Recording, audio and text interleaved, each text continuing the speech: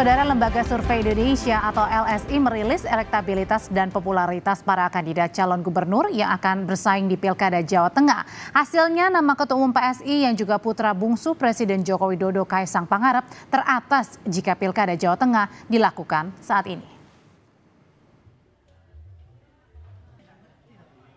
November mendatang, Indonesia kembali menggelar pesta demokrasi, yaitu Pilkada serentak. Meski Pilpres dan Pileg telah usai, namun Pilkada serentak diprediksi masih menjadi pertarungan antar kubu yang saling berlawanan di Pilpres kemarin. Selain Sumatera Utara dan Jakarta, Jawa Tengah menjadi wilayah yang disorot lebih luas. Pertama, tidak ada petahana seperti wilayah lain. Kedua, Jateng merupakan basis utama PDIP sekaligus wilayah utama Presiden Jokowi dan keluarganya. Hasil survei LSI yang dilakukan pada 21 Juni hingga 26 Juni 2024 pada 1.200 responden, nama Ketua Umum PSI Kaisang Pangarep berada di posisi teratas, yaitu 15,9%. Sementara nama Kapolda Jawa Tengah, Irjen Ahmad Lutfi mendapat 12,9%, diikuti artis Raffi Ahmad 6,8%, politisi PDIP Bambang Wuryanto 5,8%, hingga Bupati Kendal Diko Ganinduto 3,5%. Sementara pada survei top of mind bakal Cagup Jawa Tengah, Kapolda Jawa Tengah Irjen Ahmad Lutfi mendapat 5,2%. Selanjutnya nama Kaisang Pangarep sebesar 2,5% hingga mantan Wali Kota Semarang Hendrar Prihadi sebesar 0,9%.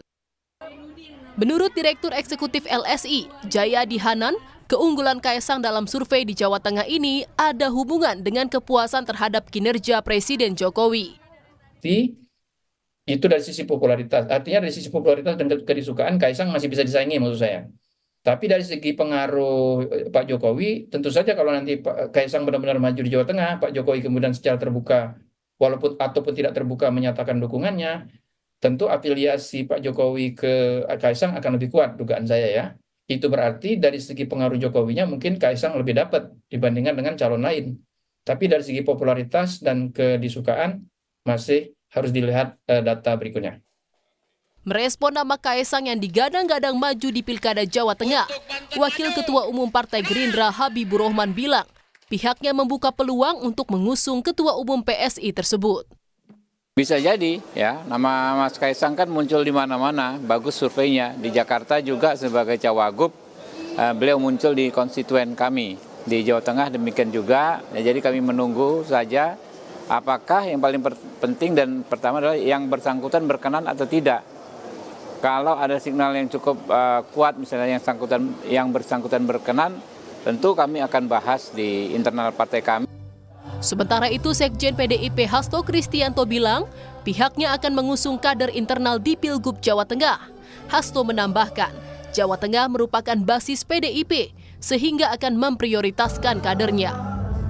Kami lebih mendorong karena Jawa Tengah basis PD Perjuangan adalah kader dari internal partai. Persiapkan calon-calon pemimpin yang berasal dari kepala daerah PDI Perjuangan dan juga yang dari luar tetapi menjadi bagian dari keluarga partai, muncul juga nama Pak Andika.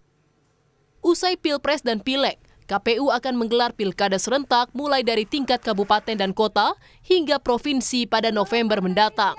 KPU menyebut pilkada serentak akan dilakukan di 37 provinsi dan 508 kabupaten dan kota. Tim Liputan Kompas TV.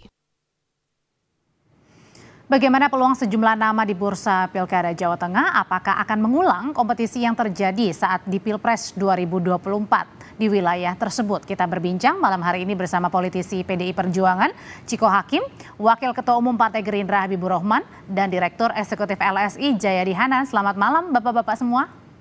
Malam Mbak Audrey. Selamat malam. Malam semua. Malam Bang Ciko. Iya. Habib. Saya mau ke Mas Jayadi dulu. Mas Jayadi, jadi dari hasil survei ini kan namanya Pak Ahmad Lutfi, Kapolda Jawa Tengah, dan juga Mas Kaisang ini tinggi. Padahal ini basisnya PDI Perjuangan. Lalu kenapa tinggi nama Mas Kaisang dan juga Pak Lutfi? Secara angka belum tinggi ya, kalau di top of mind masih 5 dan 2 gitu ya. Di semi terbuka juga masih belasan, jadi belum bisa disebut tinggi. Masih cair ya. Nah, kenapa sebetulnya ada 4 nama yang kalau kita lihat dari data sekarang, 4 atau 5 nama yang cenderung lebih menonjol, yaitu Ahmad Lutfi, Kaisang, kemudian siapa namanya Taj Yassin Maimun, ya, Bambang Wuryanto atau Bambang Pacul, plus ada nama kader Gerindra juga masuk di situ, Pak Sudaryono, ya. Lalu ada nama, kalau ditambah lagi menjadi di bagian 10 besar itu ada nama Pak Hendrar Prihadi dan sebagainya. Jadi masih cukup cair sebetulnya. Nah, kenapa sementara posisinya begitu? Nomor satu saya kira kalau Pak Lutfi memang kita tahu bahwa sudah terlihat gerakannya apa namanya? Sudah terlihat upayanya untuk memperkenalkan diri lebih jauh ke masyarakat Jawa Tengah, ya. Dan itu kita lihat dari baliho. Kalau di survei ini, kalau kita survei itu terlihat dari balihonya, banner atau berbagai kegiatan sosialnya yang muncul baik di media biasa maupun media nasional. Kalau Kaisang saya kira memang memang tingkat popularitasnya kan sudah tinggi, ya.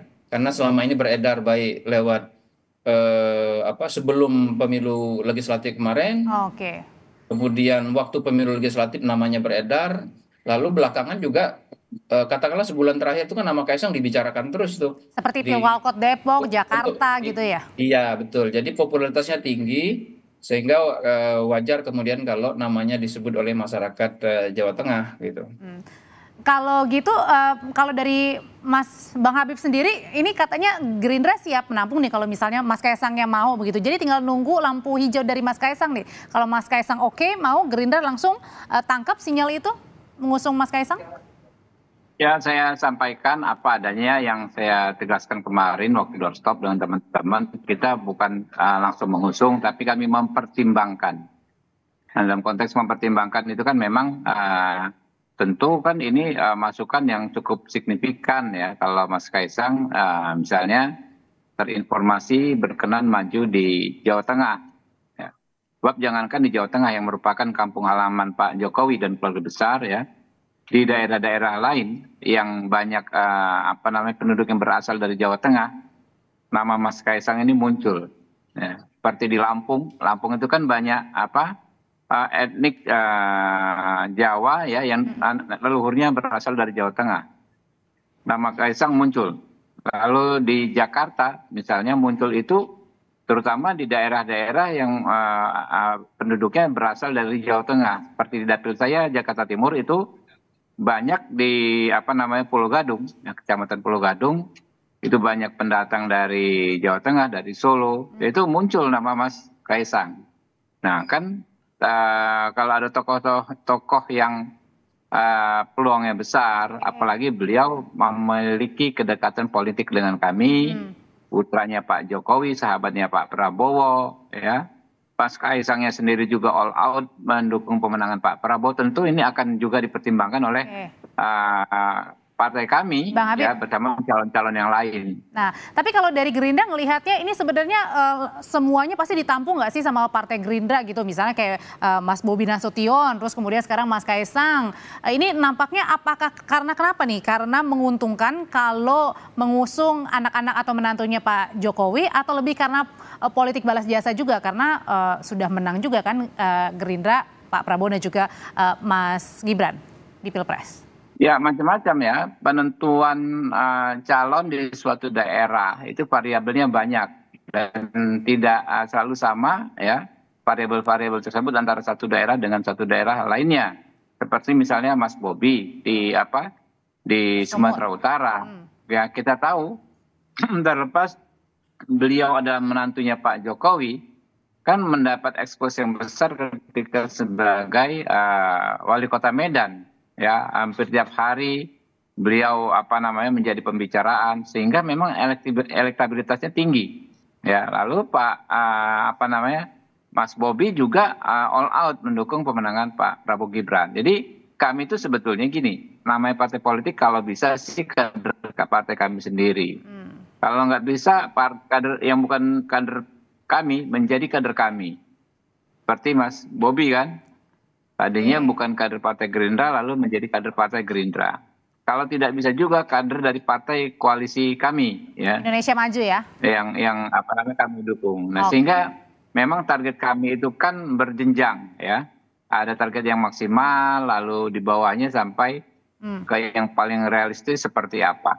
Oke. Itulah fakta-fakta politik kita. Oke, Mas Ciko, ini ada yang menarik nih dari pernyataannya Mbak Puan hari ini pada saat ditanya Mas Kaisang ini masuk radar nggak? Ya bisa dipertimbangkan lah masuk radar di di Jawa Tengah untuk diusung oleh PDI Perjuangan. Ini serius ngomongnya atau sekedar apa nih? Hanya untuk menyenangkan saja?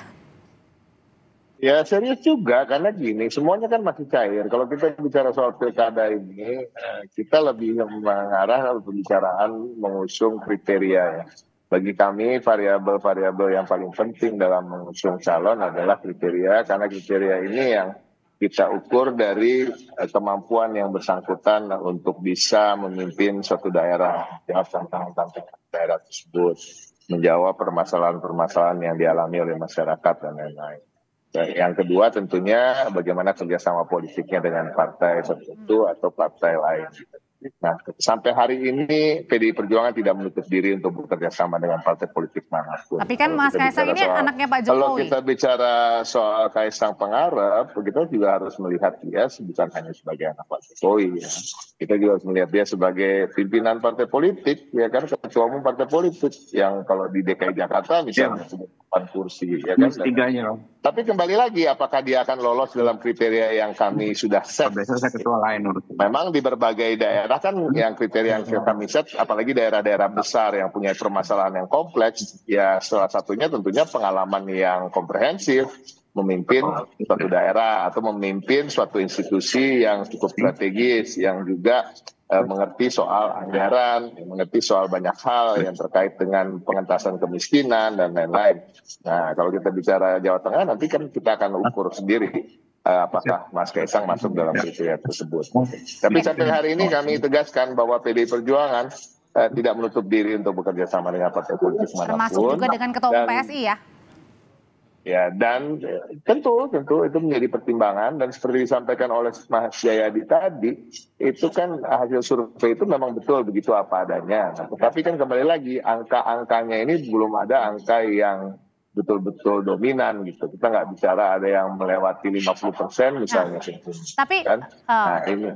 Oke. Gimana? Oke, Mas Ciko, tapi kan dari survei LSI ini Mas Bambang Pacul aja berada di urutan keberapa? Ketiga atau keempat begitu ya? Yang artinya adalah apakah kader PDI Perjuangan ini lagi kemudian mencari seharusnya yang bisa menandingi nggak dari survei-survei yang sekarang tadi nama Mas Kaisang, kemudian juga Pak Kapolda yang bisa menandingi dua nama itu? Sangat masih bisa, nanti juga kalau ditanyakan oleh Mas Jayadi juga jawabannya pasti sama. Karena memang waktu masih cukup panjang. Dan belum ada yang mencapai angka di atas 50%, ya kan. Bahkan 30% aja nggak ada gitu. Jadi ini sangat masih cair gitu. Nah, dan kalau kita lihat memang kalau Mas Jayadi bisa correct me if I'm wrong gitu ya, kader-kader PDI Perjuangan yang namanya mencuat sampai hari ini juga belum begitu banyak mencetak baliho dan memasang gambar-gambarnya di Jawa Tengah, sehingga ini juga menjadi pertimbangan warga untuk ketika disurvei dia mengatakan itu menjadi top of mind ataupun level elektabilitasnya kemudian menjadi tinggi. Jadi sebenarnya kita masih merasa waktu masih cukup panjang, tapi tentunya PDI Perjuangan karena sebagai pemenang di Jawa Tengah dan juga eksistensinya selama ini teruji dan terbukti di Jawa Tengah, apalagi ketika Pak Ganjar memimpin berhasil menekan angka kemiskinan dengan cukup signifikan, artinya kami merasa kami mampu dan pantas untuk maju sebagai calon gubernur. Nanti tinggal gimana kita bekerja sama dengan partai politik yang mana, dengan tokoh yang mana untuk dipasangkan. Nah, kalau Mas Jayadi, sebenarnya kalau di Pilkada Jawa Tengah ini sama deg-degannya sekali nggak sih gitu ya dengan rasa Pilpres begitu, karena kandangnya PDI Perjuangan, kemudian juga mungkin saja anaknya Pak Jokowi bertarung di Pilkada Jawa Tengah. Ya kalau lihat data memang kan mungkin ada kemungkinan Kaisang masuk di situ. Cuma memang harus dicek secara partai, karena partainya Mas Kaisang itu kalau nggak salah hanya 2 kursi aja ya di Jawa Tengah. Jadi berarti kan dia harus mengandalkan partai lain. Nah, sudah ada kemungkinan tuh dari Bang Habib misalnya. Artinya ada kemungkinan itu. Nah, karena PDI itu basis utamanya di Jawa Tengah. kalau Kaisang maju, lalu PDI mengutamakan kader internalnya, dan kebetulan kader internal juga ada ya, misalnya Mas Bambang Pacul, atau juga yang sering disebut juga Pak Hendra Prihadi, maka itu bisa jadi berhadapan-hadapan tuh, ya, yang tadinya sama-sama satu kubu, sama-sama PDI, lalu dan berhadapan di Pilpres lalu secara langsung atau tidak langsung, sekarang bisa berhadapan lagi. Dan potensi itu ada, bisa aja. Kalau kita, tadi sore saya lihat lagi datanya ya, lalu saya cek kecenderungan pemilih Pak Prabowo Gibran dibandingkan dengan kecenderungan pemilih 0103 Pilpres lalu. Hasilnya apa, Mas? Saya lihat ada kecenderungan kalau ada Kaisang, itu pemilih 0103 cenderung memilih yang bukan Kaisang. Misalnya, nah, tapi menariknya kalau ada Kaisang sama Pak Lutfi, sama Pak Bambang misalnya ya, itu para pemilih PDI para pemilih 01 dan 03 itu cenderung milihnya Pak Bambang Pacul atau Pak Lutfi gitu, kalau ada Kaisang. Kalau tidak ada kalau tidak ada Kaisang, maka pemilih 0103 itu cenderung lebih memilih yang dicalonkan PDIP. Jadi ada masih kuat ya? Ya, jadi ada kemungkinan kalau kita lihat dari sisi itu, pemilih 0103 di Pilpres lalu bisa jadi lebih memilih calon-calon yang dicalonkan di luar Kim gitu. Jadi ada kemungkinan seperti itu. Tapi kalau di Jawa Tengah kemungkinannya apa? 2 poros, 3 poros, meskipun memang masih rancu nih kalau kita ngomong ya, karena masih tadi ya belum surveinya belum ada yang paling atas banget nih, Mas Jayadi. Kalau lihat dari data yang ada itu masih bisa lebih dari 2 poros kan. Kita juga harus bertanya misalnya kalau Mas Kaisang maju, apakah Pak Lutfi jadi nggak maju gitu? Ya kan? Kalau Mas Kaisang maju, Pak Lutfi maju, maka kalau kita mengasumsikan pengaruh Pak Jokowi bisa kuat, itu bisa terbelah tuh ke antara Mas Kaisang sama Pak Lutfi misalnya. Lalu bisa jadi ada calon ketiga, misalnya dari PDI Perjuangan. Ya, karena PDI Perjuangan kan punya basis minimal 27% tuh di Jawa Tengah. Tinggal kalau ada 3 calon yang maju, PDI Perjuangan tinggal nyari tambahan sekitar 10%-an bisa menang tuh. Jadi kalau hitung-hitungan secara sederhana ya, jadi masih mungkin ada 2, ada 3 gitu ya, yang bisa muncul di Jawa Tengah. Jadi masih harus kita lihat ke depan. Kemudian yang berikutnya, sementara ini kan keunggulan Mas Kaisang sama Pak Lutfi itu lebih ditopang oleh 2 hal. Satu, popularitasnya yang sudah tinggi. Kalau Mas Kaisang itu popularitasnya sudah di atas 80%. Sementara yang lain, Pak Lutfi dan Pak Yassin Maimun itu 48%-an. Mas Bambang Pacul itu masih 37%-an. Jadi masih banyak sekali ruang bagi non-Kaisang untuk meningkatkan popularitasnya, untuk meningkatkan supaya elektabilitasnya meningkat. Harus dilihat lagi tuh Mbak ke depan. Karena masih di review masih lumayan jauh, tapi kemudian di Jawa Tengah juga menjadi salah satu hal ya, pilkada yang disorot untuk 2024. Terima kasih Bang Habib, Mas Iko terima kasih, Mas Jayadi terima kasih.